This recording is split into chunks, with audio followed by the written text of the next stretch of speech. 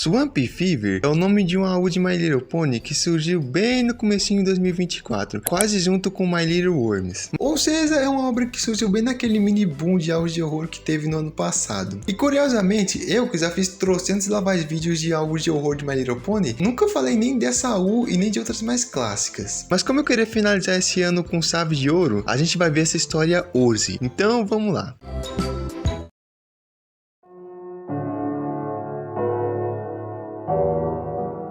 Assim como outras AUs, Swamp Fever foi inspirado em um episódio de My Little Pony, e foi o 20º da 7ª temporada, chamado Uma Informação Saudável. Nele, a Zecora ajuda a Fluttershy em um problema dela, mas sem querer, ela acaba encostando em uma planta conhecida como Flor do Pântano, que solta um pó na cara da Zecora, e isso infecta a Zecora com uma doença conhecida como Febre do Pântano. E fora outros sintomas, a coisa mais assustadora dessa doença é que aos poucos o pônei infectado vai virando uma árvore, e é um conceito bem macabro se parar pra pensar. Porém, como isso aqui ainda é um desenho infantil, no final elas conseguem a cura pra febre e curam a Zecora. Mas e se esse final feliz nunca tivesse acontecido? Bem, a gente vai ver isso agora.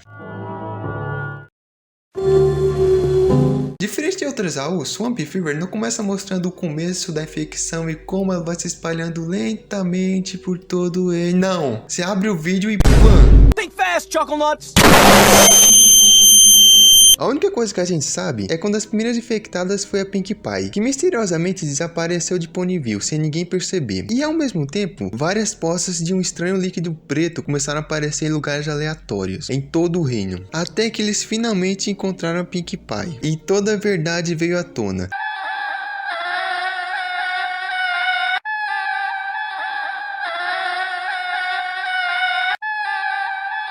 Essa gosma preta era na verdade o vômito da Pink Pie, que fora o fator nojento, também é uma substância que ao entrar em contato com qualquer pônei é capaz de transformá-lo no mesmo monstro que a Pink Pie virou. E explicando um pouco melhor esse vírus, ele possui algumas diferenças dessa versão para a da série original. Aqui, assim que o pônei foi infectado, é apenas uma falta de apetite e uma pequena irritação nos olhos. Já no segundo estágio, o paciente vai começar a ter dificuldades em falar e algumas feridas vão começar a se abrir. No terceiro estágio, o pulmão e o estômago do paciente vão ser destruídos pela infecção e ele não vai conseguir nem respirar e nem falar. No quarto estágio, a pele do paciente vai começar a ser sugada para dentro dele mesmo. No quinto estágio, todos os sintomas vão piorar, até o hospedeiro se deitar no chão e se transformar em uma árvore.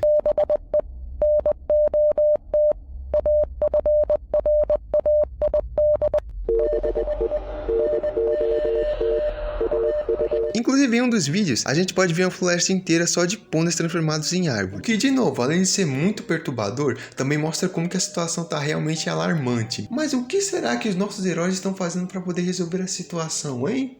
Bem, antes da infecção, a Zecora tinha ido até a Twilight para avisar sobre alguns barulhos que ela tinha escutado saindo de árvores da floresta. Mas a Twilight no passado não tinha dado muita bola para isso. E no tempo atual, depois que a merda inteira já tinha acontecido, a Zecora e a Twilight se reúnem novamente no Castelo da Harmonia para procurarem por uma cura. Inclusive, o fato da Zecora estar saudável mostra outra diferença entre essa AU e o episódio que serviu de base para ela. Porque aqui a Zecora não foi o paciente zero dessa infecção. Até porque, se esse fosse o caso, ela já teria virado uma árvore e não estaria aqui conversando com a Twilight enquanto são protegidas pela Celestia. E falando no diabo, a Celestia, assim que percebeu que a infecção já havia tomado conta de quase todas as vilas e cidades, tomou uma atitude desesperada. Consiste nela utilizar a sua magia para criar um campo de força que cobrisse toda a Canderlot e outros locais que ainda não haviam sido tomados pelos infectados, como o Castelo da Harmonia e a fazenda da família Apple. Esse plano de criar uma barreira nos poucos locais seguros do reino foi um excelente plano. O único problema é que esse feitiço demanda muito da própria energia da Celestia. Então quanto mais ela vai usando, mais ela vai ficando cansada. E a Luna foi obrigada a tomar conta de todas as decisões do reino, enquanto a Celestia mantinha todo mundo a salvo. Mas eu vou falar dela depois. Por agora, vamos focar na família Apple, que depois do surto, se tornou praticamente o grande celeiro de todo o reino, pois durante a epidemia, quase todos os pôneis fazendeiros foram ou mortos ou infectados. E por consequência disso, todas as fazendas de Equestria foram pouco a pouco sendo completamente destruídas por insetos e outras pragas, já que não tinha ninguém para cuidar dela. Mas a fazenda da família Apple deu sorte de ter sido protegida a tempo pelo escudo da Celeste, então todas as maçãs deles foram salvas. Mas em troca disso, eles ficaram responsáveis por produzir e distribuir comida para todos os locais que também não haviam sido tomados pelos monstros. Mas caso você esteja se perguntando como diabos eles vão levar a comida até os outros pôneis sem passarem pelos monstros, bom, a solução que eles encontraram para isso é bem simples. Eles apenas esperam. Isso. Porque como eu falei no começo, as únicas formas da febre do pântano ser transmitidas de pôneis infectados para pôneis saudáveis são pelas mordidas dos infectados ou pela mesma gosma preta que a Pink Pie vomitou no começo. Mas é aí que tá. Essas duas formas de transmissão do vírus só são possíveis caso o infectado ainda não tenha chegado no estágio final, onde ele vira uma árvore. Porque depois disso, a única coisa que eles fazem é ficar parado em um canto emitindo barulhos estranhos e nada mais. Então, se parar pra pensar, Swamp Fever, de todas as algas que eu já trouxe até agora, é uma das mais fáceis de ser parada. É só impedir que mais pôneis saudáveis sejam pegos pelo vírus, e à medida que o tempo fosse passando e os pôneis infectados fossem se transformando em árvores, não ia ter mais ninguém para passar a infecção pra frente e o vírus ia lentamente desaparecer. Eu sei que é uma forma meio cruel de salvar o mundo, mas é alguma coisa. E o pior é que os personagens dessa U estavam realmente indo por esse caminho, tanto que as barreiras criadas pelas flechas já tinham diminuído praticamente o número de infectados pela metade. E seria só questão de tempo até que toda a infecção fosse completamente controlada. Se não fosse, é claro, por um detalhezinho que ia aparecer no futuro.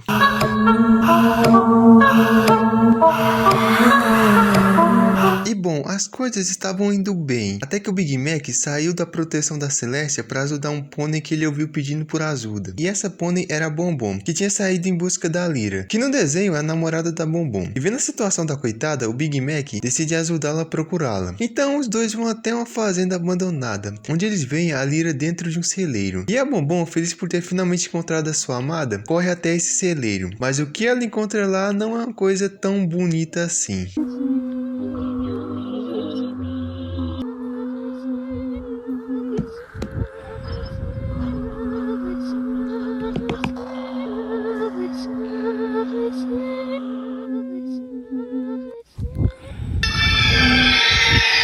Bullshot Big Mac chega a tempo e salva a Bombom de ser morta pela Lyra. O último pônei de Ponyville que eu queria falar aqui é a Harriet, que depois do surto se abrigou dentro do hospital, onde ela ajuda os enfermeiros a tomarem conta dos feridos. Inclusive, a Bombom, depois de ter sido salva pelo Big Mac, foi levada até o hospital. Ela não tá ferida, mas ainda tá triste pela Lyra. E outro paciente que também tava nesse hospital era a Fluttershy, que só conseguiu sair ilesa da infecção por causa do Discord, que em uma tentativa de salvar a Fluttershy, acabou sendo pego pela praga do pântano, virando essa coisa horrenda aí.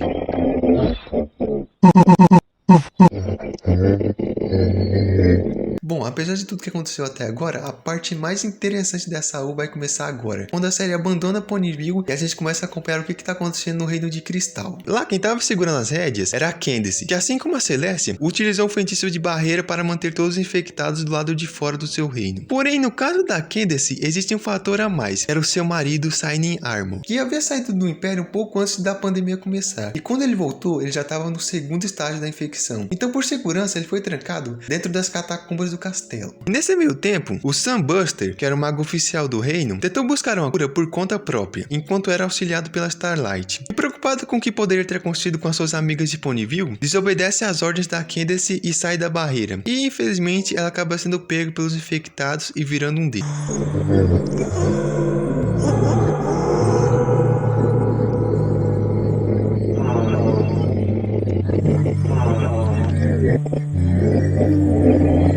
Enquanto isso, o Shining Armor, ainda preso, começa a ter algumas lembranças de quem ele era antes da infecção, principalmente da filha dele, a Fluttershy Hardis. Isso deixa ele ainda mais furioso, e com essa raiva ele arrebenta as grades da prisão e vai até o castelo para poder ver a sua filha. E bom, ele encontra a Fluttershy Hard nos braços do Sunburster, enquanto a Candace está do lado deles, pronta para atacar o Shining Armor caso ele se aproximasse deles. E nessa cena a gente pode ouvir o soro da Fluttershy Hard de fundo, e pelo menos para mim deixou esse pedaço ainda mais desconfortável de se assistir.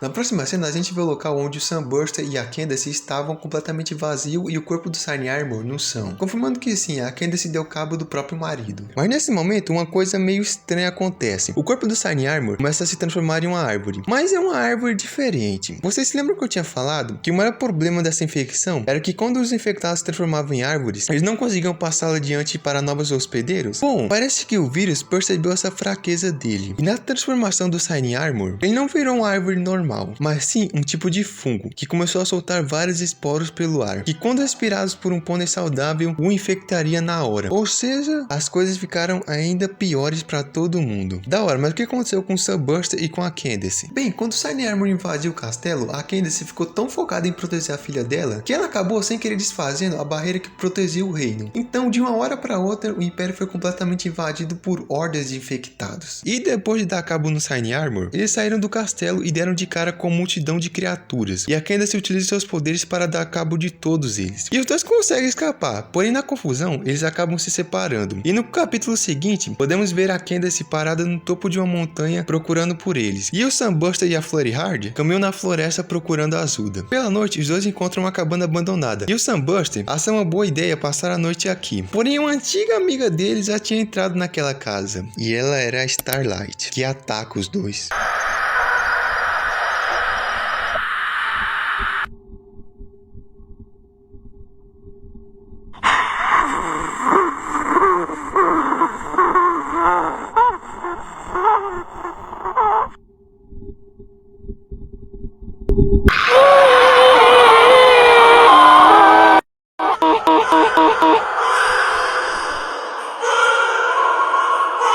Não fica claro se eles conseguiram escapar ou não do ataque da Starlight. Porém, levando em consideração o vídeo mais recente postado no TikTok da autora, em que nos é mostrado todos os pôneis que ainda não foram infectados. E adivinha quais são os dois pôneis que estavam nesse vídeo? Sim, o Sunburster e a Flurry Hard. Ou seja, sim, eles estão bem. Mas se tem alguém que não tá bem, é a Luna, e percebe que a Celestia tá cada vez mais cansada e desgastada. Para ajudar na procura da cura, a Luna utiliza seus poderes de viagem entre sonhos para ver como que tá a mente de todos os mutantes e também dos pôneis normais. Na mente da Bombom, nós podemos ver ela triste perto de um rio com a Lyra do outro lado, provavelmente representando como ela sente falta da Lyra.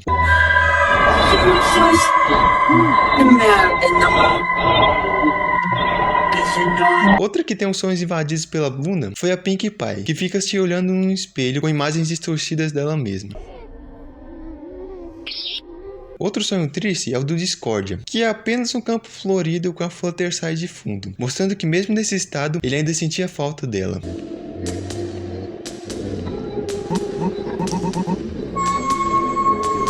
Mas a parte mais interessante é a do Big Mac. A gente vê ele sentado na mesa de jantar, pensando sobre o que tinha acontecido com a Bombom e com a Lyra. Logo em seguida, a vovó Smith avisa que ele precisava ir dormir logo, pois eles ainda precisavam mandar mais comida para o restante do reino. E o Big Mac obedece e vai dormir. Durante a noite, a Luna entra no sonho dele. E uma coisa que é deixado bem claro é que o Big Mac sente um tipo de culpa pelo que a Lyra, tanto que é ela quem aparece no sonho dele.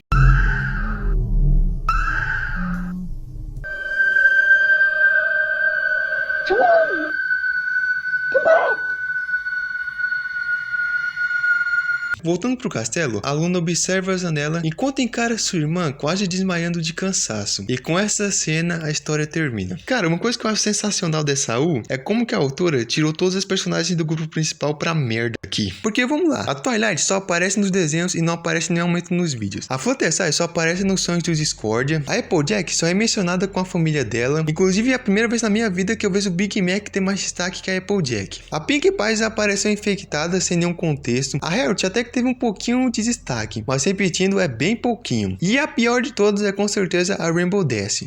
Que eu juro pra vocês, eu só lembrei que a Rainbow Dash existia enquanto eu tava escrevendo esse pedaço aqui pra reclamar que as Mini Six não tá... Não... Tô até travando aqui. Que as Mini Six quase não tinha aparecido na história. Foi só agora que eu lembrei que em um pedaço do vídeo tem uma cena da Rainbow Dash da infectada aparecendo no canto de um armazinho, ou sei lá o que é isso. E cara, é bizarro pra mim que na história inteira nenhum personagem menciona a Rainbow Dash. Tipo, nem a Twilight, nem a Fluttershy, nem ninguém. Cara, a Applejack, cara. Beleza que a Applejack pode não apareceu também. Mas a Applejack também não fala da Rainbow Dash, cara. As duas são praticamente um casal no final do desenho e nem ela fala da Rainbow Dash. Ah, bom, apesar de tudo, tem uma lição no final. Think fast, Choconuts!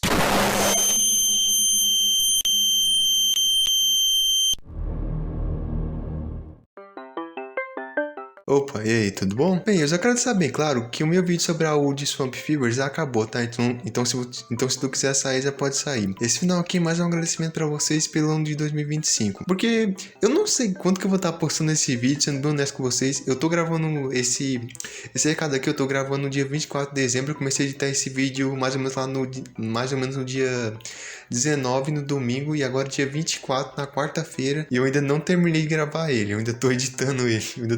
Então não sei exatamente quando que ele vai sair. Mas seja lá qual for a data que eu postar ele, eu só quero saber, claro, que isso aqui é mais que isso aqui é um agradecimento meu pra vocês por tudo que vocês fizeram por mim em 2025. 2025 foi um ano muito bom pra mim.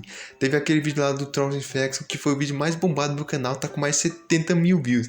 Cara, eu juro por Deus, eu nunca esperava que esse vídeo fosse pegar tanta visualização, ainda mais porque ele é um remake, cara. Tipo, sério, obrigado. Sério, obrigado por isso e por todo o 2025, cara. Sério, obrigado.